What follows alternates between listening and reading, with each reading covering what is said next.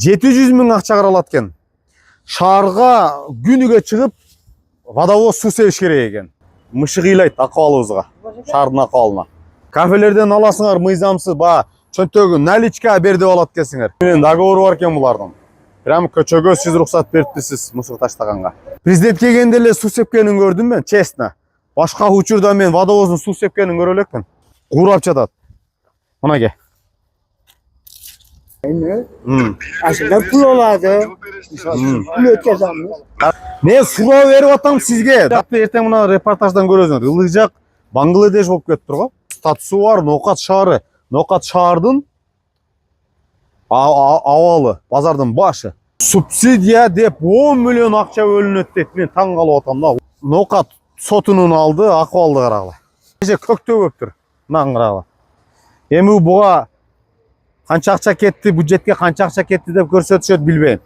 Bir gününü açkanda şomallar şu güldürç. Prezident gelgen günü taң kalgamın. Titken ertesi günü açkanda ya Allah. Ben oylayım bu reportajdan keyin sizge hukuktuk bağ verilet. Asqar Алыбысбек, иштей албасаңыз кетиңиз. Ассаламу алейкум, урматтуу мекендештер, урматтуу талант такыла юткан көрөрмандар. Биз буга чейин тазалык боюнча Instagram баракчасы кыска видеолор жүктөп аттык. Буга чейин биз YouTube'га атайын даярдаганбыз. Тилекке каршы биз срочно сапарга чыгып кетип, репортажы толук даярдалбай калган да. Биз кечиндеси буга чейин биринчи ызычы чыккан видео боюнча ошол жерден кечинде мусор төккөндөрдү кармайбыз атайын деп тазалыктын директору менен сүйлөшүп, анан мэриядан бир адам, тазалыктан бир адам биз келип совместно видеоролик даярдай турган болгонбуз. Тилекке каршы биз срочно сапарга чыгып кетиш керек болду дагы. Видеолор тартылбай калды. Бүгүн эртең менен бул жерге кабар келип, биз обедте Instagramга именно ушул жерден таза болуп турган, ушул жерден мына эскертүүнү карагыла, эмне деген шермендечиликтер мен видео тарткам. Кечиндеси келип, биз ушул жерден видеоролик тартабыз. Талант Такылбек каналына деп айтканбыз. Азыр келип эле мына бул жерден бир Ноокаттын тургуну шаардык жаранды кармадык. Эми видеого тартпадык. Эмне келип түшкөн мал эле болчу. Эскерттик мусорун алып кетти. Биз сапарга чыгардан мурда бир жаш кыз, 20 жашта экен. Болжолду бир 2 жума мурда бизге чыгып, банкта иштейм, сотрудникмин деди, руководители бир Айтор жаш эле кыз, 20 жаштагы кыз экен. Ноокатка келип иштеп баштаганыма аз эле болду. Ноокат чындыгында аябай бардак, жыттанат. Көчөгө эле мусорду коркпой бардыгы ташташат. Эртең менен запах ичкерге мусор дотобо көптүгүнөн жана малдын отходторундагы касаптардагы алып келип иче карын таштап кетет, жыттанат. Келсеңиз аябай страшно невозможно деп, анан мен видео, фотороликтер болсо таштап кой дегенмин. Мэрияга кайрылдым, 20 күн ответ берди деди. Анан ошол карындашыбыз бүгүн эртең менен дагы аябай страшно акыбалда. Биз ал видеону мүмкүн болсо кошконго аракет кылабыз. Көрүп же мындай кандай десем, бир эле учурда ачуум келди, бир эле учурда эмнеге бул шаардын тургундары, эмнеге Ноокат эли, особенно ушу базарда иштегендер ушул аймакты таза кармай албайбыз.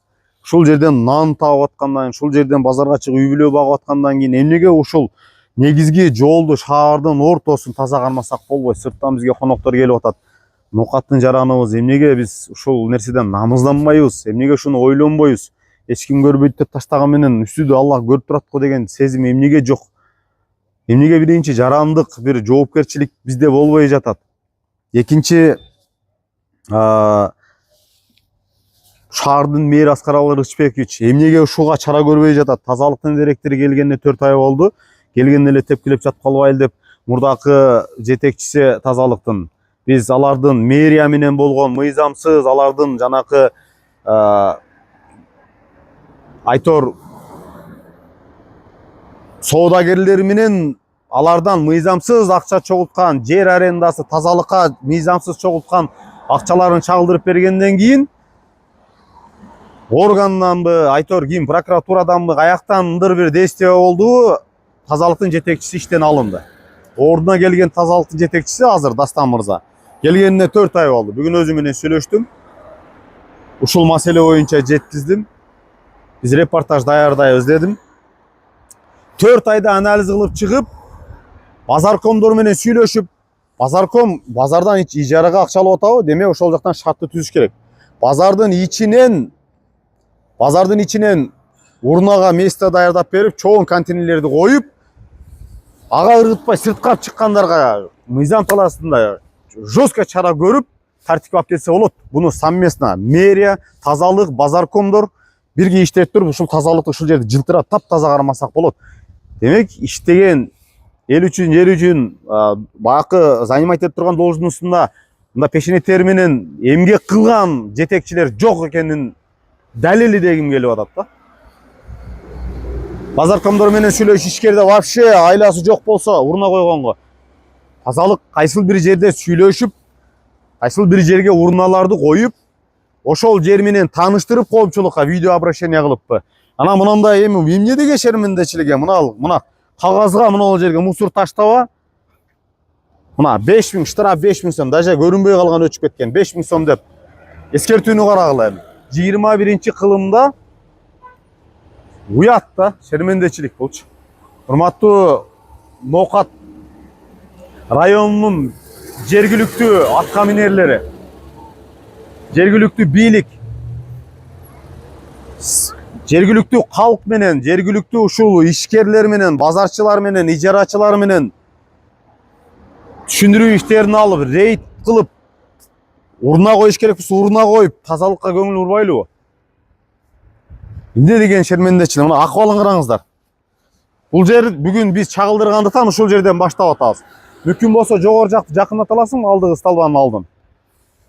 Ылдый жакта аябай уже көбөйүп кеткен мусорчу. Шаарда тим эле жүрөсүңөр, кымбат машиналарда, кымбат кийимдерди кийип, айфондорду көтөрүп, тим эле чаң жугузбай жүрөсүңөр. Шаардык жергиликтүү калк, жергиликтүү мына шаардын тургундары. Акыбалды карагыла кечки мына. Кечиндеси шаардын акыбалын карагыла. Мына наркы бетти кара. Мына билбейм азыр мына кимдин урнасы, билбейм. Мына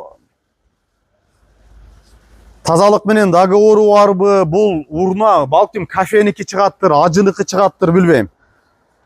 Болот экен го. Бул кайсы кафе? Кафе экен, Жожо Курдак дейт. Жожо Курдак дейт, Крылышки дейт. Демек бул кафеге таандык да. Болот экен го. Алдыгыны кара. Алдыгы мусорду кара. Мына мусорду кара, урматтуу базаркомдор. Урматтуу тазалыктын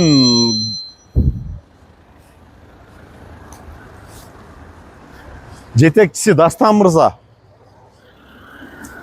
Бул көрүнүш не деген көрүнүш? Мен уялып атам да, мындай Ноокат районунун тургуну катары мен чындыгында уялып атам ушул көрүнүштөнчү. Биз жалгыз Талант Такбулай YouTube каналы тазалык менен бир эле биз күрөшөбүзбү? Эмнеге жардам бербейсиздер? Бул тазалык бир эле бизге керекпи? Мына көрүнүштү караңыздар. Мына. Не деген эми мына Береке Грант торговый центрден алды. Не деген көрүнүш эми мына караңыздар. Береке Гранттын бул жерде видео наблюдение, видео көзөмөлү бар да. Бул жерде мына ушуларды ким ыргытты издеп табып чара көрсө болот да. Акыбалды карагыла. Мына круговой. Көрсөтүп кой, круговой. Шаардын так ортосу. Мына.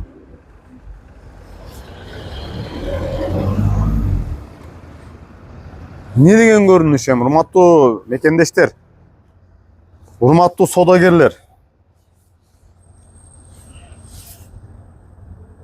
Сөз жок да, сөз жок. Ушул жерден нан табып атасыңар, ушул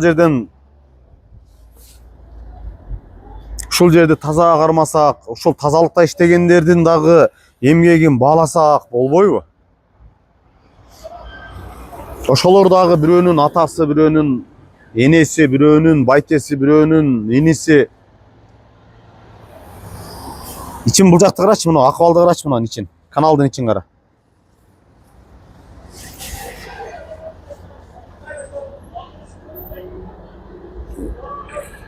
Эмнеге ушул нерсеге мындай точка койсо болбойт? Эмнеге ушунун алдын алсак болбойт? Эмнеге шаарды?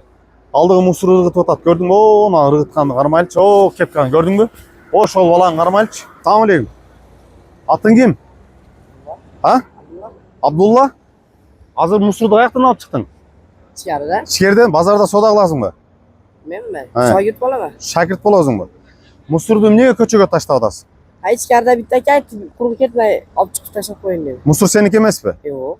Жөн эле жолго таштап кой деп айтты. Yok taşkarda mısır var aşı mısırı taşıp koyun dedi. Негизи туура иш кылдыңбы, туура эмес иш кылдыңбы азыр? Сен ушул шаардын тургунусуңбу? Шаарда жашайсыңбы? Шаардын тургуну катары.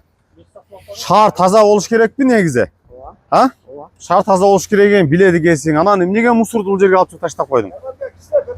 Yok. Taşkarda mısır var eken de şunu mısır alıp çıkıp taşıp Ушул жерде мусорду көрүп эле таштап койдуңбу? А? Бул жерге мусор таштаса болбойт го. Ha? Kayka var tek. Урна, атайын урна бар. Билесиң да, кайсыл жерде урна бар. Урнаны түшүнөсүң да. Мусор таштай турган жашык болот, Кутуча болот, мусорной бак болот. Алдыгында бирөөсү турат, көк, жолдун боюнда алдыгында бирөөсү турат. Аны ким койгон билбейм. Негизи темирден. Алдыгы зданиянын алдында бар. Билесиң да? Ошол жерге апарып ташташың керек. Азыр мусор сеники эмес экен. Ova. Сени бирөө суранды деп таштап кой деди. Жаш бала кезинде 18ге чыга элексиңби? Yok. Канчанчы класстын баласысың? 9. 9'u бүттүңбү? Yok эми өттүм. 9'da окуп, дальше каяка барып окуйсуң? Же ошол менен шакирт болуп чыгып кетесиңби? Ova joyken келип şagird olup düştüm. Atam koluna. Өзүңдүн атаң колуна шакирт болуп түштүңбү? 9'da окуйсуңбу толук? Же окубайсыңбы? Честно айт. Окуйсуң. 9 бүткөндөн кийинчи? Bitkenden keyin şu ders okusal gerek. Дальше окугун, сөзсүз түрдө окугун. Универди бүткөн, келечекте мындан окуп аткан мэр болуп келишиң мүмкүн, депутат болуп келишиң мүмкүн. Түшүндүңбү? Ova. Обязательно билимдүү жаштарга биз муктажбыз. Түшүндүңбү? Илимдүүгө алам жарык, окугун. Аң сезим болсо, анан мусор көчөгө таштабайсың. Түшүндүңбү? Кайда? Жок, ала берсин, коюп кой берем, болду уже. Коюп кой бер. Коюп кой бер. Базарчы соода кылган адам айтты буну, таштап кой деп. Yok ama ahlak olsa etki adamlar. Ахлет таза болуп аткан, базардагылар да ошо базардагылар да. Все, жоңой берем, айда берем. Жоңой. Ушунча мусор турат, ала берсин. Амансыздарбы, тынчсыздарбы? Эмне кылып атасыз? Коздоп атасыздарбы? Салам алейкум, бра. Ал жакта эле асманды эле коздой бербей, мына тазалыкка дагы көңүл урбайлыбы? Тазалык ичкине келишим бар окшойт да, дастан окшойт. Именно ушул жердин келишими бар дейби. То есть дастан уруксат бергенби бул жерге? Дастан өзү айтты, жетекчи. Тазалыктын жетекчиси. Тартып тура берейт. Айта бериңиз эми. Айта бериңиз, азыр бул эми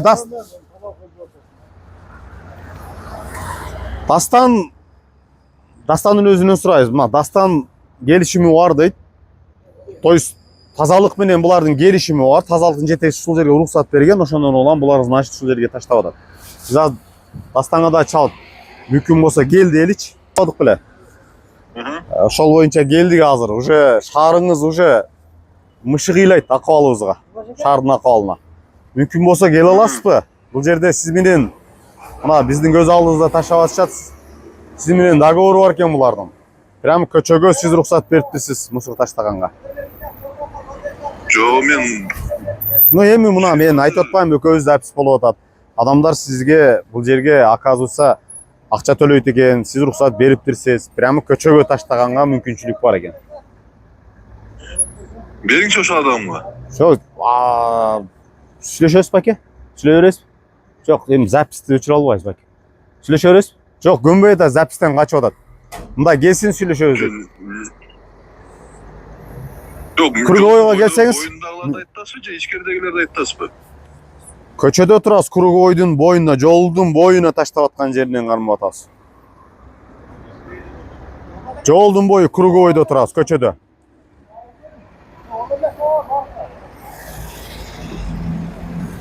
Репортаж узарып кетип атат. Мүмкүнчүлүк барбы? Келиңизчи срочно. Биз сизге күндүз кабар бергенбиз. Бүгүн репортаж даярдайбыз деп. Даттануу келди сиздерге, письменный виде кайрылуу жасаган экен банктын сотрудниги деп. Ошол боюнча азыр видеороликти даярдап атабыз. Азыр өтө страшный акыбал.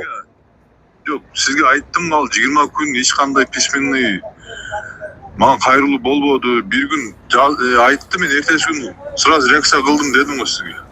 Сем ал сиздин айтканыңыз, бул сотрудниктин айтканы 20 күндө ответ берип атасыздар. Мага ал 20 күндө ответ берилгенин дагы көрсөтүп атат. То есть тазалыкка сизге эмес, письменный видео мэрияга кайрылган. 20 күндөн кийин ответ берген мэрия. А сиз тазалыктын жетекчиси катары сразу эле чыккансыз байланышка.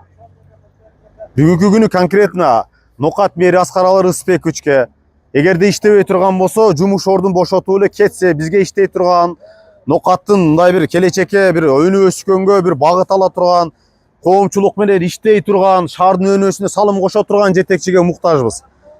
Месте ордун бошотуп берип кетсе, бизге бир иштей турган татыктуу, жашы, бул аксакал уже пенсионный возрасттагы, пенсияга жетип калган адам экен, балким уже пенсионердир. Пенсияга челек болсо 1-2 жылда пенсияга чыгат. Андан көрө бир жаштар келсе, иштеп шаардын тазалыгын карап берсе жакшы болмок да. Шаарга мэр болуп келгенден берги көзгө көрүнүктүү иш, жумуш жасай элек Нокат мэри. Мен саясатташтырып азыр мындай не кылташтасыз, бурмалапчы. Жок, бурмалаган жерим жок. Бул менин көз карашым. Менин көз карашым, мен өзүмдүн көз карашым менен азыр мына коомчулукка кайрылып атам. Бизге ушундай мэрдин кереги барбы? Сүйлөштүк. Мен экөө сүйлөшүп туралы. Месте кылып берсе мен коюп берем дедим. А месте жок болсо мен акчаны алгандан кийин мусорун алам да, жолго таштайбы, башка жака таштайбы, мисалы үчүнчү. То есть мында алганычы. Хорошо, ошондо сиз айткыңыз келип атат. Мен акчасын төлөп атат, алар көчөгө таштап кете берсе да, мен артынан тазалаганга вынужденмин. То есть это нормалдуу көрүнүш дегенге алып келип такап коюп атасыз да. Раз сиз акча алып атасызбы, келишим түзүп атасыз, демек сиз аларга шарт түзүп беришиңиз керек. Иш болуп атабыз. Бир Нокат шаарында болуп атабы, башка шаарлардан да иш болбой атабы. Причем тут сиз данный момент Нокат шаарынын тазалыгынын жетекчисиз да. Зачем башка шаарды аралаштырып? Биз аз конкреттүү Нокат шаарында, Нокаттар шаарынын жергиликтүү калктын көйгөй маселелерин жергиликтүү бурмалап эле айтып таштазырчы.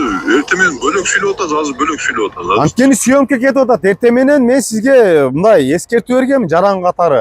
Бүгүн съемка болушу мүмкүн, байке. Келиңиз. Сен ушундай экен, мен келгенден бери ушундай болуп атат. Бул нерсечи? Жок, сиз эми келгениңизге байке 4 ай болду го. 4 айда сиз анализ кылып, 4 айда уже изчекет чыгып. Боптур, жооп берип коюн. Мындай азыр мэрди айтып атасыз, башканы айтып атасыз. Бул мэр келгичейин деле ушундай экен го. Мен мындай изилдеп атам да мен деле. А месте Ошондо хорошо. Дастан мырза, ошондо азыркы мэр келги, азыр карасаңыз. Карасаңыз. Видеону жөнөтөм. Түшүндүм, мен карасаңыз. Карасаңыз, сиздин айтышыңыз, сиздин көз карашыңыз боюнча азыркы мэр Аскаралы Рысбекович келгенге чейин ушул акыбал болгон. Сиз тазалыкка жетекчи болуп келгенге чейин ушул акыбал болгон. Демек ушул бойдон кала берет. Ушул маселени чечкенге силер аракет кылбайсыңар жетекчилер, туурабы? Аскаралы Рысбековичтин келгенине 2 жыл болду. 2 жылдан бери эмне ушул маселени эмнеге чече албайт? Чече албаса кетпейби? Сиздин келгениңизге 4 ай болду. 4 айдан бери базаркомдор менен сүйлөшүп ушул маселени чечкенге аракет кылдыңызбы? Биз аракет кылып атабыз. Бүгүн дагы сүйлөштүм дедим сизге. Мен азыр видео жөнөт десеңиз, видео жөнөтөм. Жок. Мен түшүндүм. Сиз эми тазалап, эртең менен тазалатып жуудуруп атасыз. Ол сама собой. Аксакал, ассалам алейкум. Каяктан келет? Бул каяктан чыкты бул мусор?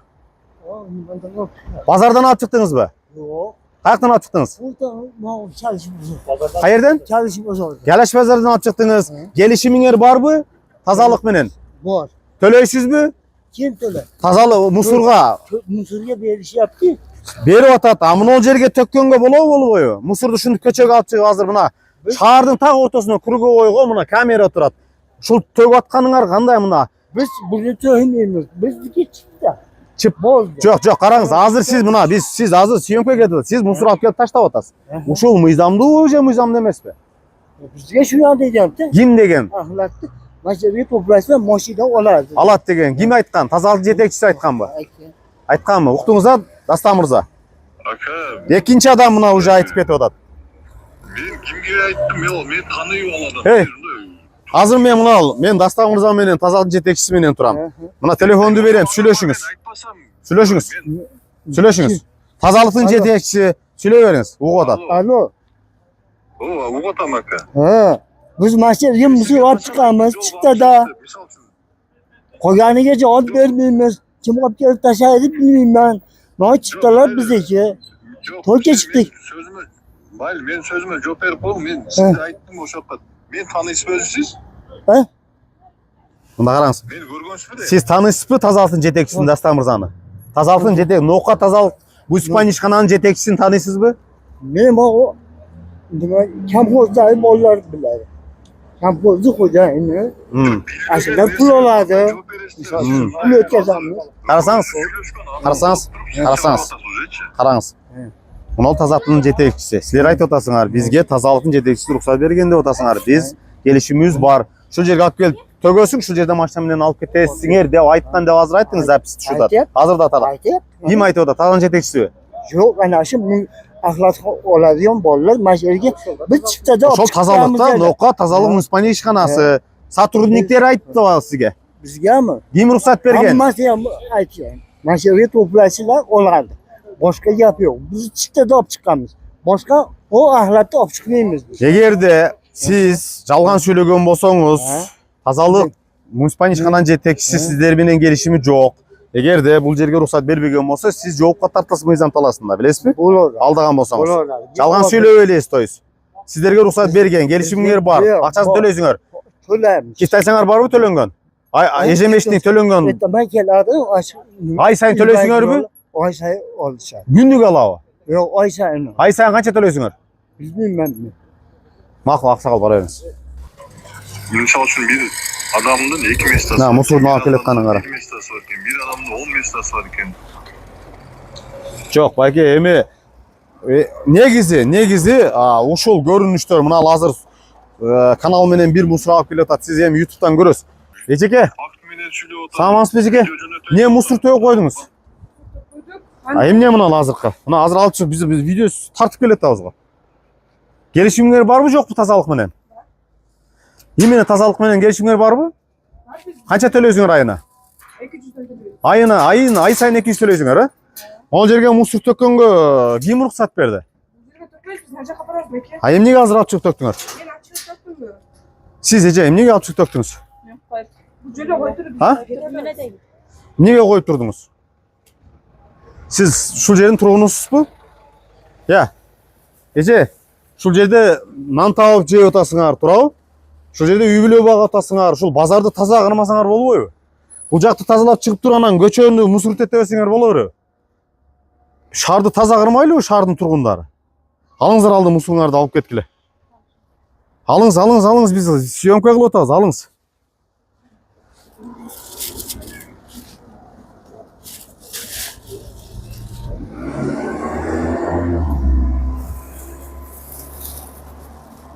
Алдыгында турат эжеке урна, алдыгында турат. Кимдин урнасы билем, алдыгында турат. Мына, ананда турат. Көрдүңүз, чоң болуп. Көк жашы го машинанын алдында. Мына жерге бир урна келип туруптур. Ким? Дастан мырза, көк светте.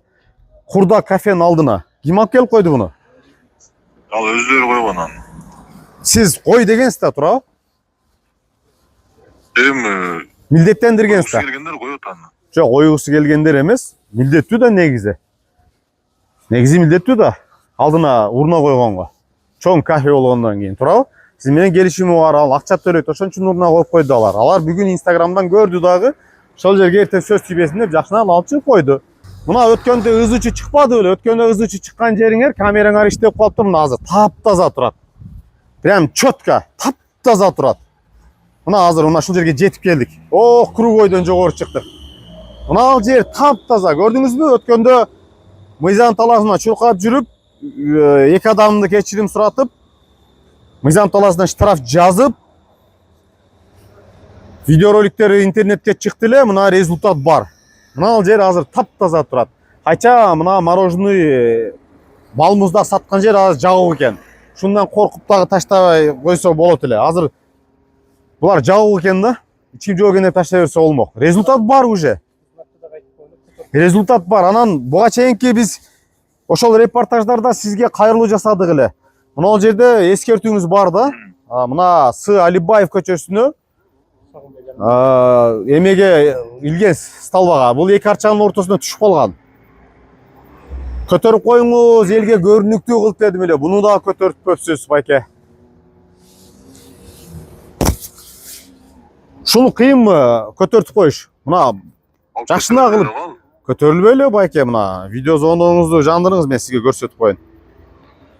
Так, менин видеом. Мына ке байке. Мына. Мына. Шуну көтөрүп коюш, могул жерге чыгарып коюш кыйынбы? Мына результат таптаза.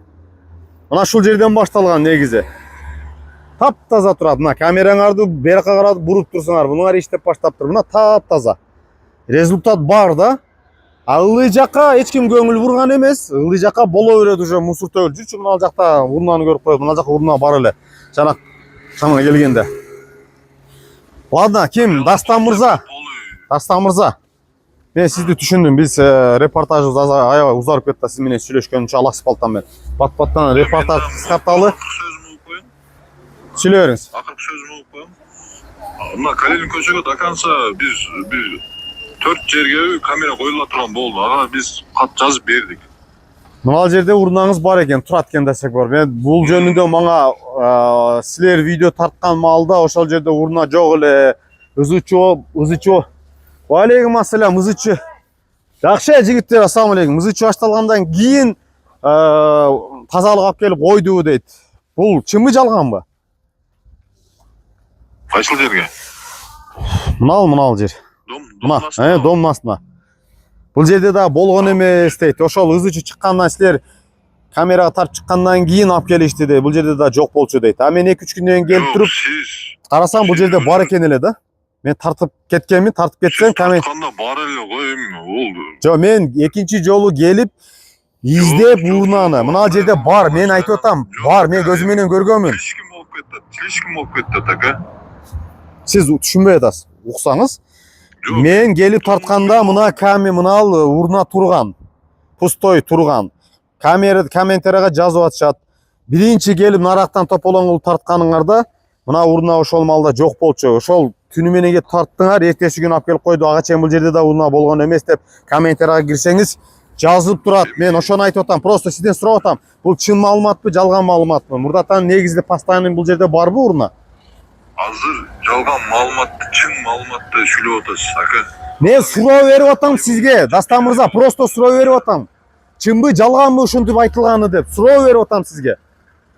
Жалган. Вот и все, ошентип эле айттыңыз, болду. Мен сизди эмне? Ассаламу алейкум, шаардын тургундары. Шаардын красавчиктери, амансыңарбы, тынчсыңарбы? Ассаламу алейкум. Тазалык сонун болуп калыптыр мына жак. Зор болуп калды. Болот да ушинтип жашсак, Шуга жардам бергиле жаштар, кичине шаарды уялып атсаңар керек. Азыр ылдый жакты эртең мына репортаждан көрөсүңөр. Ылдый жак Бангладеш болуп кетиптир го. Азыр мына жерди көрүп, болот экен го ушинтип жашсак, Мына таптаза. Вот азыр ошо, бирок мына жерди мына жер токтоптур го. Туурабы? Ушуга бул жерде иштесиң сен? Ким иштейт бул жерде? Көзөмөл кылгын үкем ушуну. Мына Балмуздак иштеткенди, Плов центрди силерге деле неприятно да. Туурабы? Мына азыр кара таптаза, мен кубанып атам да результат бардыгына. Молодец. Ылдый жагы вообще бардак. Көңүлдөрдө камераны көрсөтүп айтканда айтып эме кылабыз бар өзүлөр. Биз азыр репортаж кылып атабыз. Эртең буюрса базар көндөргө киребиз, мэрияга, акимге чейин барабыз. Аракет кылалы тазалыкка биргеликте. Нас базардан башталганда. Азыркы учурда дагы. Тазалабай атабы тазалык. Үйүлүп кетет да вообще эле слишком.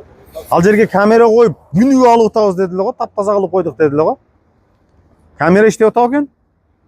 Эртең өтөбүз, эсеп калабыз өтүнүчүңөр. Биргеликте, айтып, нетип балдар, нокаттыкмын дейбиз да биз бир жерге барганда. Туурабы? Анан биле Бангладештиктерби десем, эмне десиңер эртең? Туурабы? Аракет кылалы, жардам бергиле, макулбу? Анан багы комментарийга межнациональный розник алып келип такап атат. Өзбек кыргыз кылыпчы. Ушул жерден дагы душмандар бир башка жака укту бурганга аракет кылып атат. Ошолорго тилиңди тарт, абайлап сүйлө. Бул бардыгыбыз үчүн болуп атат. Чаар, Нокат районунун кызыкчылыгы бул жерде. Тазалыкты сактайлы деп, мындан туура нерсени түшүнгүлө деп кичине жазып койгула комментариягачы. А то действительно кээ бир окуп алгандарчы, аң сезими өзүнүн акыл деңгээлине жараша мени мына нацистке, сен нацисттик кылып атасың деп атат да. Жок, беш кошкон элбиз. Беш кошкон эл, динибиз бир. туурабы? Аллахка шүгүр, алхамдулилlah мусулманбыз. Тазалыктагы имандан, туурабы? Бир жаманды көрсөң, барып токтотуш милдет. Ошол милдетти чогуу аракет кыла турган болсок, мына азыр сүйүнүп атам да. Тап болот экен го. Ылдый жакка бир түшүп койгула, көзүңөр эртең репортаждан көрөсүң, ылдый жак вообще Бангладеш, уят. Шундай, урматтуу мекендештер. Урматтуу мекендештер. Биз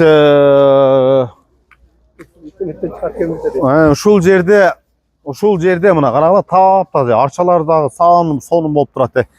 Шаар да бул жер таптаза шаар. Анан шаардын тургундары өзүбүз жашаган жерди өзүбүз тазалыгына көңүл буруп, өзүбүз аракет кылбасак анан уят эмеспи? Биз эми ылдыйдан улантабыз. Мына көрүнүштү карагыла эми. Мына. Шорону ичиптир да бул жака, сууну ичиптир да бул жака, мороженолорду жеп таштаптыр муну кара. Арбузду жеп жарымын таштаптыр эми. Мына. Мына көрүнүштү карасаң, мына сууну ичип, мына карайм, салфеткаларды кара, тамекини чек ыргыткан, мынаны кара. Мына акыбалды кара эми. Сууну ичкен, мороженону жеген шаар. Так, урна коюп коюптур. Анан жакындата аласыңбы? Бирөөсү урна коюптур, көрдүңбү? Эки жерге урна уже. Болот экен го. Неге ушул нерсени шаардын мэри ким? Аскаралы Рысбекович. Эмнеге ушунун үстүнөн иштебейсиз? Сиз иштейсизби, иштебейсизби? Аксакал. İştebeseniz ketiniz. İşte turgan жаштар келсин ордуңузга. Зачем өзүңүздү да кыйнап, мына мусорду карагыла. Келгенден бери эмне жумуш кылдыңыз? Негизи Аскаралы Рысбекович. Шаар үчүн, Окат району үчүн. Эми шаардын мэриси, шаар үчүн эмне кылдыңыз? Аскаралы Рысбекович. Мына көрүнүш эмне деген нерсе? Мына карачы, мына жактардан бери жатканын кара. О, нарактарды кара. Мына көрүнүш эмне деген көрүнүш эми?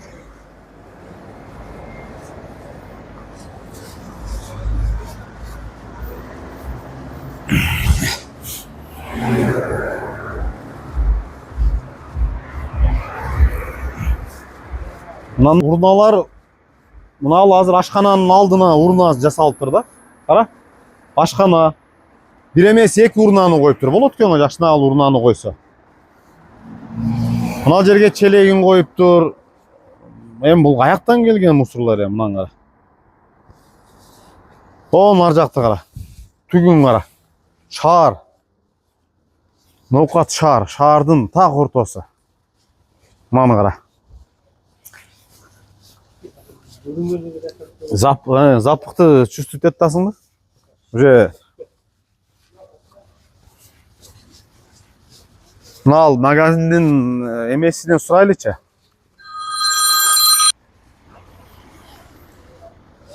Маны кара. Ага, мынанда турат мусор. Мынанда турат мусор. Шеф, ассаламу алейкум. Дүкөндөнсүзбү? Дүкөндөн ким старший чакырчы?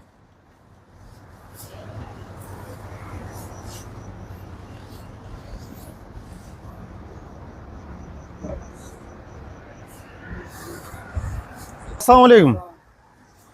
Амансызбы, тынчсызбы, дамдысызбы? Алдыгы портердеги магазиндин мусор сизге таандык, а? Атайын ошол жерде сактап атасыз, ыргытпай, туурабы? Алып кетесиз да? Молодец. Эмне болчу? Мына кимге таандык? Сизге? Мына сизге таандык эмеспи? Мына фрукту, овощу, апельсин, балекеттердин идиштери да мыналар. Азыр алып коём. Алыңыздар, а? Сразу эмеге салыңыздар, мындай примери катары көрсөткүм келип атат да, мусорду ыргытпай, башкалар кошоп көрүнгөн жерге. Тиги эмнеңерди чогултуп атканыңарга примери катары силерди көрсөткүм келип атат. Болот экен ошентип мусоруңду чогултуп алып кетсең дегим келип атат да.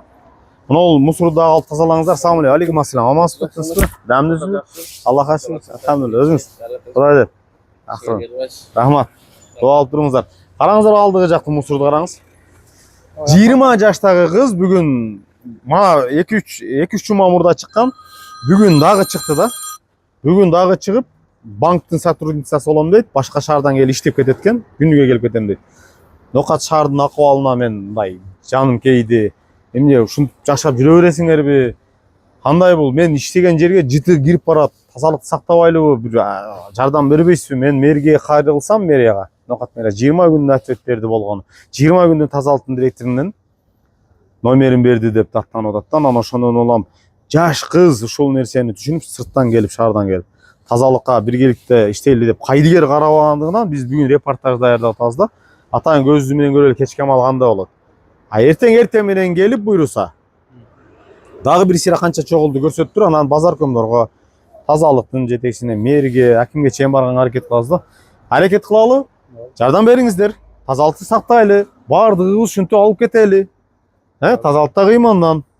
Урматтуу мекендештер, мына шаардын кооздугуна, шаардын тазалыгына азыр мына мамлекет тарабынан мушап берип атабызбы? Бери жылер, иштей бериңиздер байке.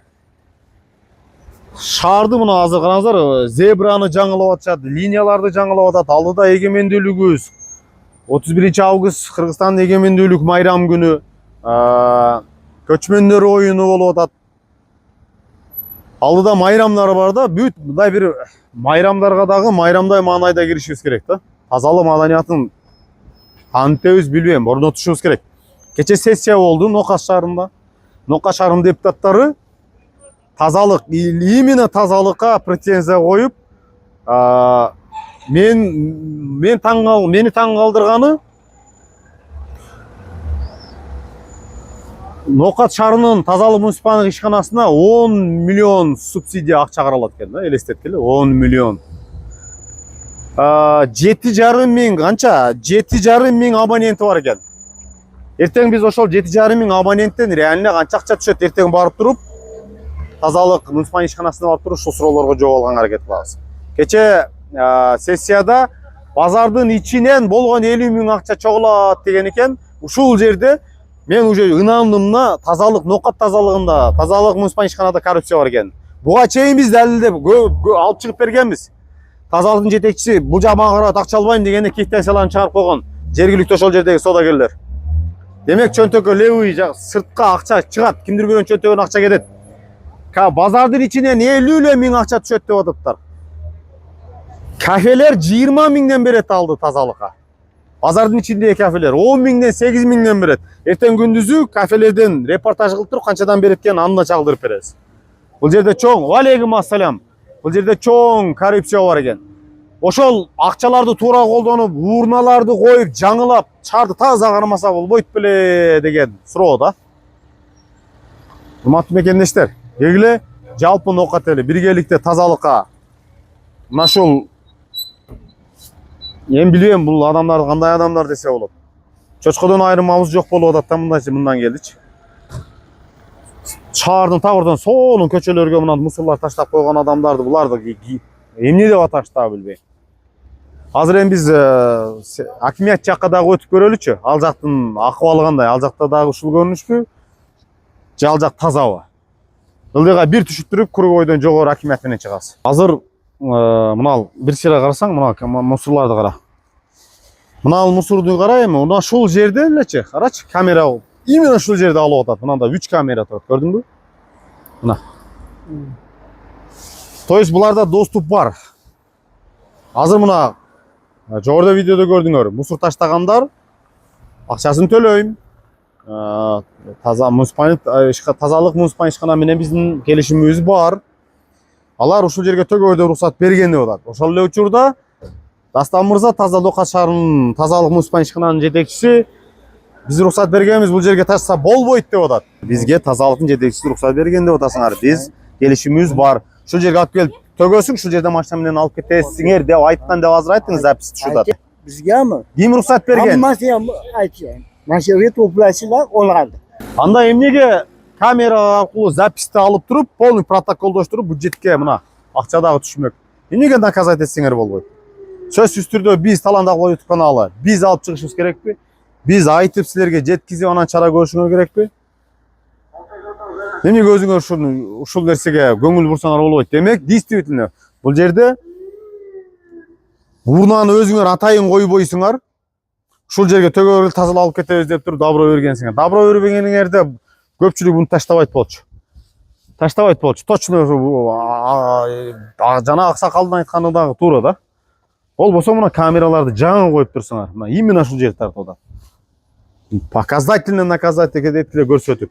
Ким төгүп атат? Пускай Нокаттын ошо керөйлөрүн эл таанысын, жүзүн көрсөтүп алып чыккыла, бетин көрсөтүп, бак тосуп салбай. Штрафты бергиле. Болбосо кеткиле иштебей турган болсоңар, иштей тургандар келип иштесин. Нокат шаарынын мэри менен тазалык муниципалдык ишканасынын жетекчиси сиздерге мына сын да абатмауына мындай негизделген сын. Карагыла бардак шаардын так ортосу. Кара, мынаны кара, мананы кара. Бүт полный бардак. Уятты. Мына жогору жакка биз результат көрсөтө алдык. Показательно наказать еттиңер, коомчулукка кечирим сурап алып чыктыңар, штрафын жазып бердиңер, төлөдү. Таптаза болуп калды. Экинчи ошол жакка төлөдү. Эмнеге бул жакта кылсаңар болбойт? Демек силер өзүңөр ыктыярсыңар ушул жерге ушинтип алып чыкканга. Ичкериден көрүнгөн жерге мусорду таштап, ичкериден чогулткандан эринип, ушул жерге чогултса, ушул жерден жүктөп кетебиз деп өзүңөр макул болгонсуңар. Ошон үчүн алып чыгып төгүп атат. Мына ылыйга уже контейнер келип калыптыр. Мына жогору жакта жүрөбүз, ылыйды уже биз жана жогоруда сүйлөшпөдүкпү? Растам мырза менен телефон аркылуу. Команда берген окшойт. Ылыйды тазалап кетиптир уже. Тааткыча таптаза болуп калат. Мына урнаны алып келип коюп коюптур. Болот экен урнаны алып келип койсо. Демек эртең менен келебиз, бардык жерде урна болот эмичи. Эгерде райондук деңгээлде буга укуктук баа берилбесе, биз областка кайрылуу жасайбыз. Президенттин пайда болуп калыптыр, жок эле.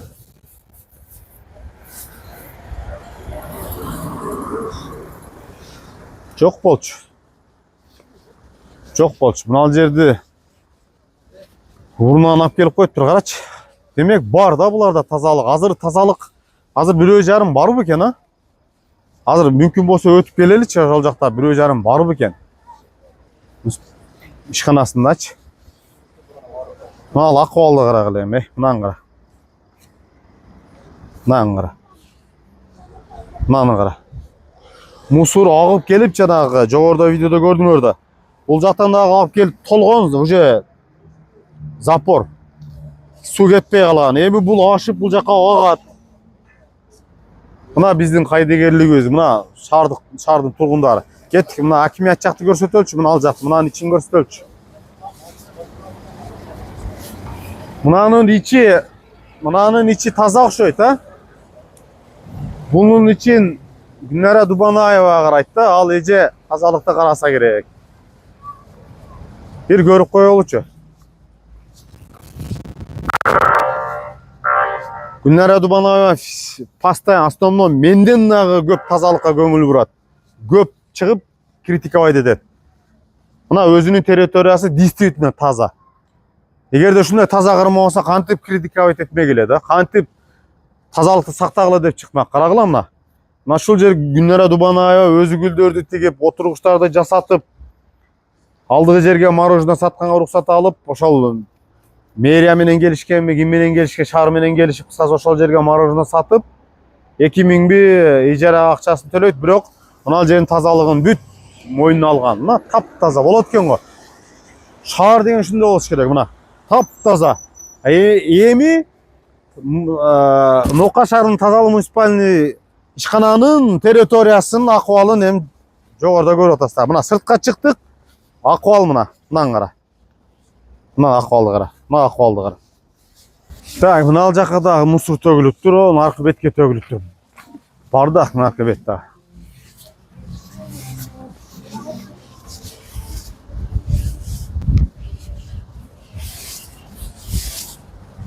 Нокаттын бүтпөгөн знаменитый недостройкабыз. Ошонун алды. Нокат районунун акимият администрациянын алды. Акыбалды караңыздар. Так. Таштанды таштабагыла дейт, тазалыкты сактагыла дейт.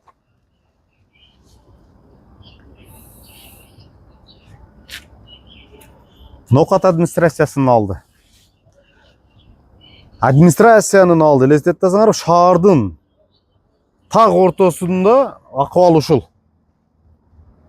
Эгерде администрациянын алды ушундай жатса, эми алдыгында соттун алды жа, соттун алдын карагыла. Биздин Нокат тазалык муниципалдык ишкананы срочно мындай бир жетекчисин алмаштырыш керекпи? Субсидия деп 10 миллион акча бөлүнөт дейт. Мен таң калып атам да, 10 миллион. И плюс бензинге деп канча деди шаардык кеңеш депутаты айтып атат. 700 миң акча каралат экен. Шаарга күнүгө чыгып водовоз суу себиш керек экен. Президент келгенде эле суу сепкенин көрдүм мен, честно. Башка учурда мен водовоздун суу сепкенин көрө элекмин. Кайта 700 миң акча бөлүнөт экен.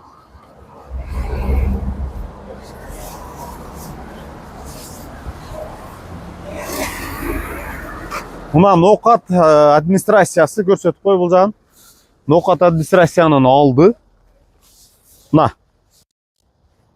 Бул жак Нокат сотунун алды, акыбалды карагыла. Хотя бы ушу Нокат администрациясынын алдына Нокат районунун жүзү де мындайча айтканда, хотя ушул жерге жакшынагы 3-4 урнаны коюп,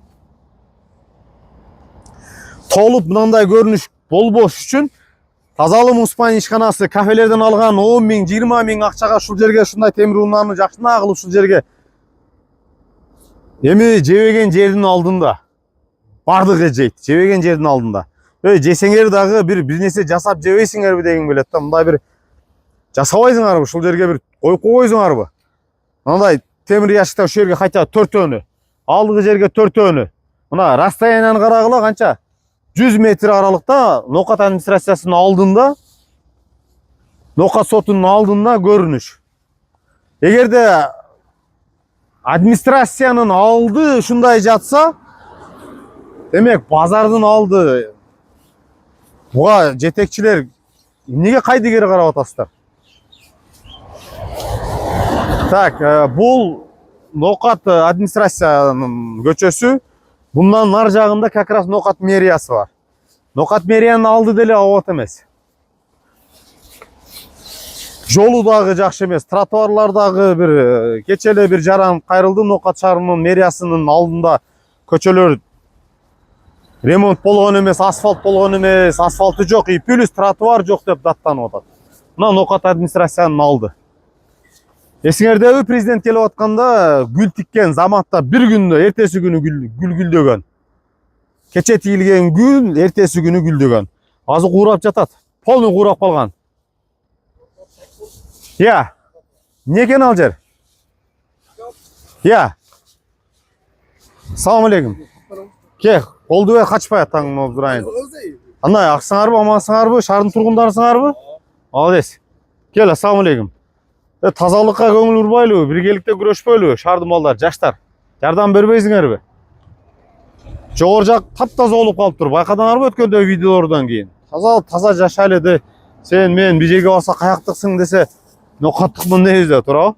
Ушул акыбалда кетсек, эртең бизди Бангладеш деп атып берет. Чын. Тротуар мына администрациянын алды. Мына ал кайсы эмеби? Кайсы ишкана мына?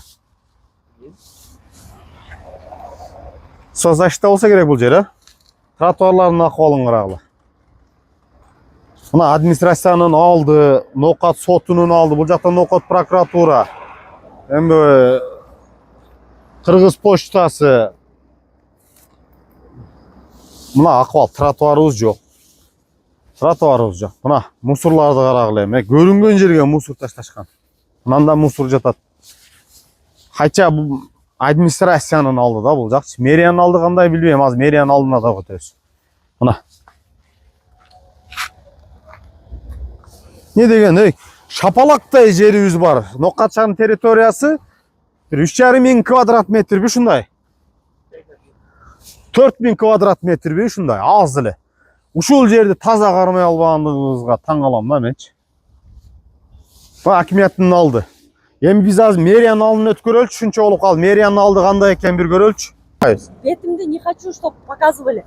Ошол жака келиңиздер эле, я такой хаос подниму. Tualetibиз это кошмар. Мынандай келерлер жүрөт. Санэпидстанция карабайт. Чалыңыз номерди эртең.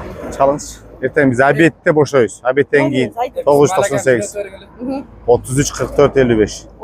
Эсиңиздерде болсо керек. Мынау аким менен президент чыгып кеткенден кийин аким менен Дайняр Шешекенов беле, Шешекенов Дайняр ошол учурда азыр экс аким болуп калды да. Президент келгенде муну көз боемолук менен койгон да. Жөн эле технология сакталгандан жөн алып келип тизип койгон. Мен буну айтып бергем. Ушул бойдон турат экен да. Жол эми акыбалы. Центральный көчө, Ноокат администрациясынын алды, асфальт болбой калган. Тантыгы чыгып кеткен. Президент келатат деп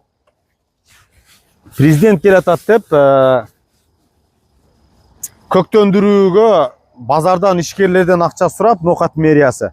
Причем кайсы сотрудниктер акча сурап, эмбак чеги менен ишчилер мага жөнөткөн. Ушул кезге чейин сактап жүрөм. Мен ошондо аким президент кеткенден кийин президенттин өкүлү, ыйгарым укуктук өкүлүнү азыркы Ош областынын губернатору мындай айтканда Аманкан Батырбековичтерге мен кайрылуу жасаганмын. Президент келатат деп ишчилердин канын сору акчага ушул гүлдөрдү тиктирген. Бир күндө гүл ачкан. Мына солуп жатат. Мына. Эсиңерде болсо Шешеканов Данияр ушул жерден менден качкан. Мен бошогондо эми бул жерде иш кылып атпай, сизден башкалары. Маданиятты болоңуз, макулдук ишин. Маданияттуу эле сизден суранып атпайбызбы? Келбейсизби? Кача бербей, качанга чейин качасыз? Мына эми качып жөнөштү бардыгы. Интервьюдөн мен суроомо жооп бергенден качып мындан өтө болгон эле путун чөпкө тазалап өтүп кирип кеткен. Мына куурап жатат.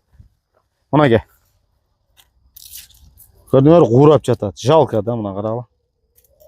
Мына канча акча кетти деп полный куурап калган. Полный куураган. Мына ошол малда тиккен, муналысы даже көктөбөптүр. Мына карагыла.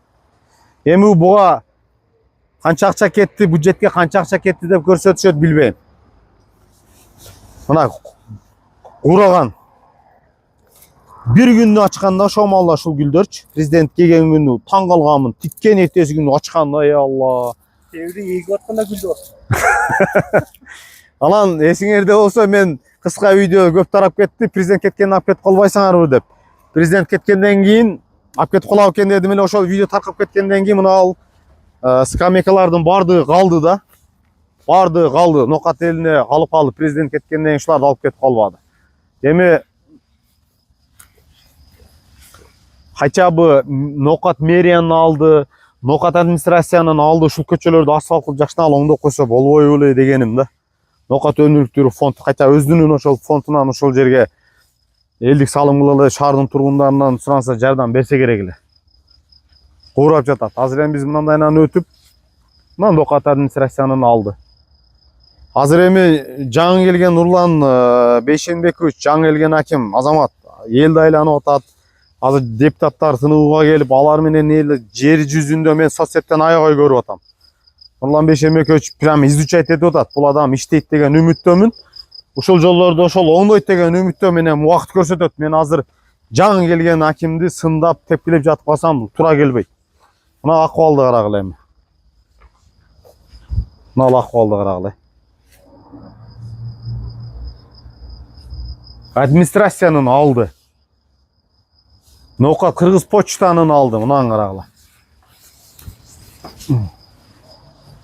Мына. Шуга неужели көңүл урулбайт, а? Биз мэрияга барып атабыз айткандай. Биз каяка жөнөдү дебегиле. Мэрияга кетип атабыз. Просто бардакта тазалык ал жер жок экен, ошону көрсөтүп коелу деп. Ар бир ишкананын алдында өз урна болуш керек да. Мынанда урна турат. Карагыла, например. Мына карасаң, урна турат, мына мусорду кара. Мына мусорду кара. Мына. Көрдүң салфеткаларды. Урна хотя шу жерде турат. Эмнеге тазалык маданиятына бирге аракет кылып, ушул тазалык маданиятын алып келели. Шаарыбызды таза кармайлы, биргеликте шуга күрөшөлү. Таза жашаганды үйрөнөлү деп атканыбыз ушул да урна бар жерде да көрүп атасыздар, жанында мусор толтура жатат. Ал биз мындай паркты аралап өтүп туруп, мэриянын алдынан уланып атабыз. Ноокат мэриянын алдына келип калдык. Мына Ноокат мэриянын алдын парктын алдыда, мына отурган жерди карагыла. Бул жер канча күндөн бери тазаланган элек. Onu qara. Paket menен alып келип таштап кетти. Мына дневник окшойт, а? Дневник экен, кимдердин немеси окуп коелуп алып туруп. Дневник бар экен да. Койчу, уяткып шерменде койлой коелучу. Дневниги бар экен. Тапсаң болот өзүчү. Эми бул тазалык ишканасы таап чара көрсө болот да, акыбалды көр эми. Мына карагыла. Мына карагыла. Ушул кантип болсун эми? Ноокат мэриянын алды. Мына Ноокат мэриянын мына акыбалды карагыла эми. Акыбалды карагыла. Он аксакал. Аксакал, каяка мусорду ыргытпаңыз, аксакал, каяка? Аксакал, эмне ыргытып бердиңиз мусорду? Эмне мусор ыргытып атасыз? Каяка эле көчөгө? Эмнеге көчөгө мусор ыргытып атасыз? Я, кандайча жөн эле? Ассаламу алейкум. Амансызбы? Тынчсызбы? Эртең алып кетти. Эртең менен алып кетет? Саар. 8'de келетти. Неме? 7:30. Рухсат бергенби? Майтанып ташамадым али, har kun 3 ай нехеде ташабадым. Ким рухсат берген? Тазалык муниципалдык ишкананын директору? Ким? Же колундагы ишчилери ким рухсат берди? Сиз айтпайсыз күнү эртең менен 8 алып кетет. Демек, постоянный основа мусор ыргытасыздар да? Yok, төрүн чет бер. Алып чыкышады маалла. Шаар алып кетип калады. Ушул жакшы көрүнүшпү? Караңыз, арчанын түгү сонун жер.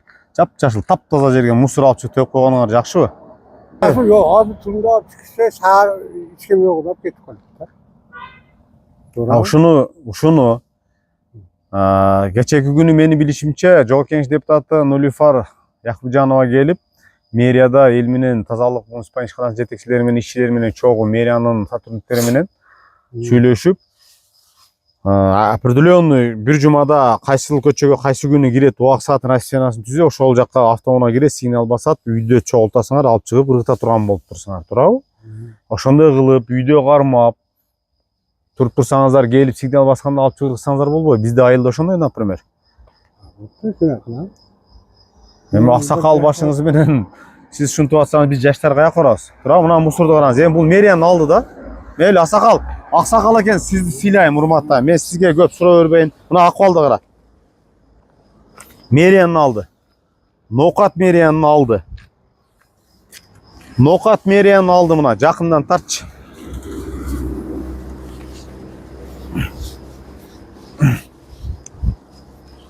Ноокат мэриянын алды, урматтуу мекендештер. Билбейм, эмне дешти дагы билбейм. Не көрүнүш эми бул? Не көрүнүш?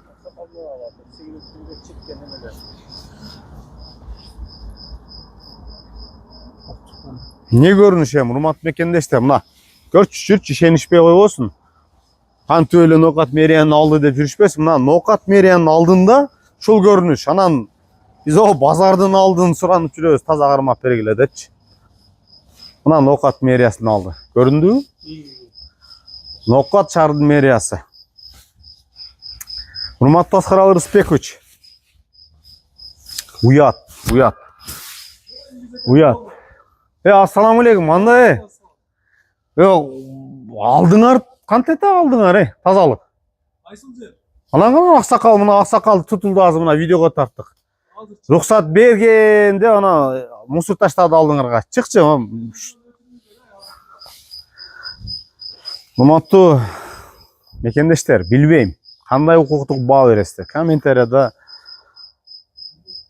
сунушуңарды, ой пикириңерди калтыргыла. Азыр эми булар тарттырбайт. Biz erteң бирок официально келебиз. Азыр түнкү саат канча болуп атат? 10-45 мүнөт өтүп атат. Эртең биз келип сөзсүз түрдө бул жакка обращение кылабыз. Шаардын мэриянын алды ушундай болуп атса анан Нокат базардын алды просто не дешти да билбейсиң да, урмат Аскар Рысбекович. Иштесеңиз иштеңиз. Шенмендечилик болчу. Мен ойлойм бул репортаждан кийин сизге укуктук баа берилет. Аскар Рысбекович, иштей албасаңыз кетиңиз, жаштар келсин ордуңузга иштесин. Не деген көрүнүш эми? Алдыңыз ушунтип мусор төгүлүп жатса. И причем буга уруксат берген, ооба ушул жерден алып кетет деп айтып атат. Урматтуу мекендештер, биз азыр Нокаттын мынау күн чыгыш тарабынан главный ходдон мына базардын башы.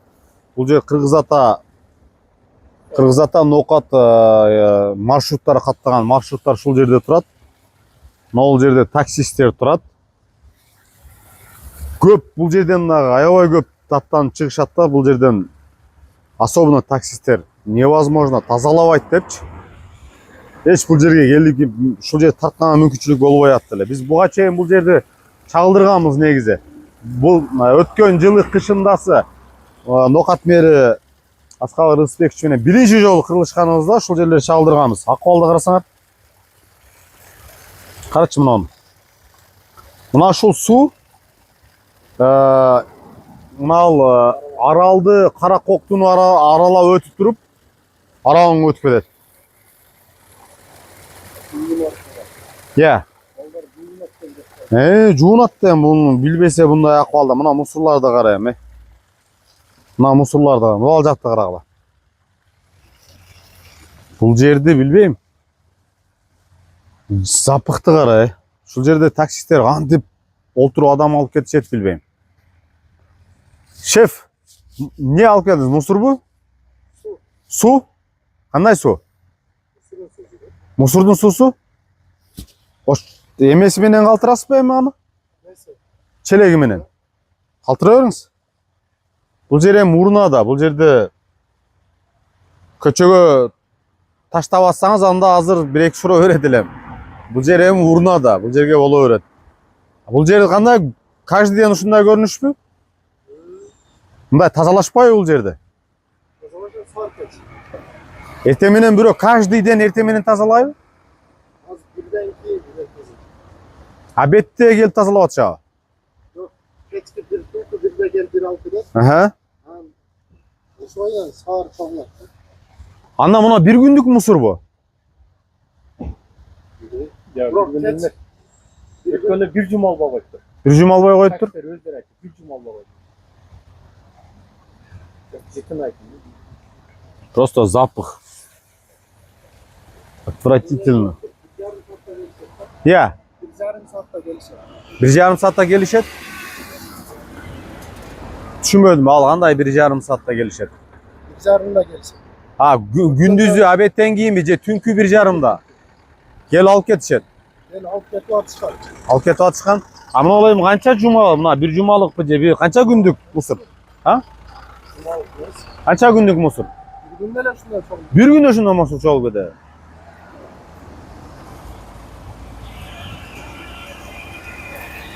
Ушул жерге азыр эми кара, жок да эме жок. Контейнер жок.